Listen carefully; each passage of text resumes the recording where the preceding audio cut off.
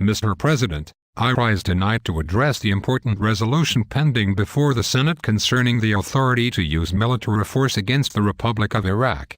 I firmly believe that this resolution we are debating will strengthen the hand of President Bush and the international community in forcing Saddam Hussein to disarm and to ensure his compliance with all relevant United Nations Security Council resolutions. When he addressed the United Nations on September 12, 2002, President Bush convincingly and accurately presented the case against Saddam Hussein and his flouting of international norms and agreements.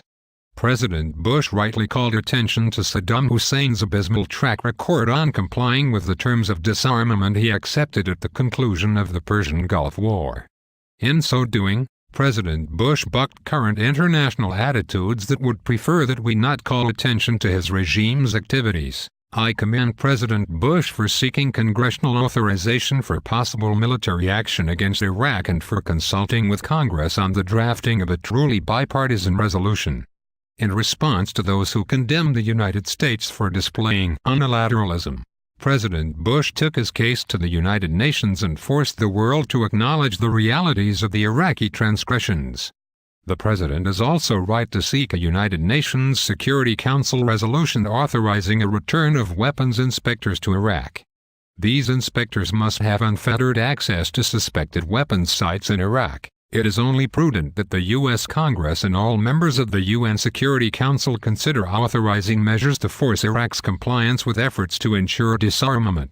Earlier today, the House of Representatives passed this same resolution on a vote of 296 to 133, and I firmly believe that overwhelming bicameral approval of this resolution will strengthen the hand of the President in securing the strongest possible United Nations Security Council resolution. For those who are critical of discussion or references to regime change, I call to your attention Section 3 of the Iraq Liberation Act of 1998, Place 105-338.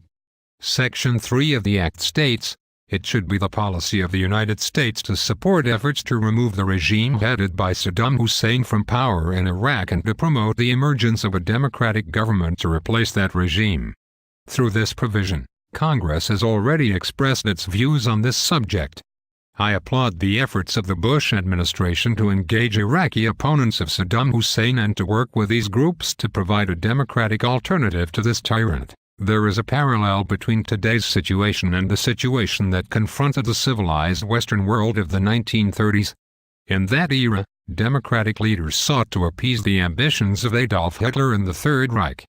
World War II, the Holocaust and millions of military and civilian casualties are the outcome of that deferral of action. In conclusion, given the events of September 11th, given the past transgressions of Saddam Hussein, and given the threat posed to the world by his weapons of mass destruction programs, it is imperative that we provide President Bush with the strongest hand possible to seek compliance with all applicable UN Security Council resolutions.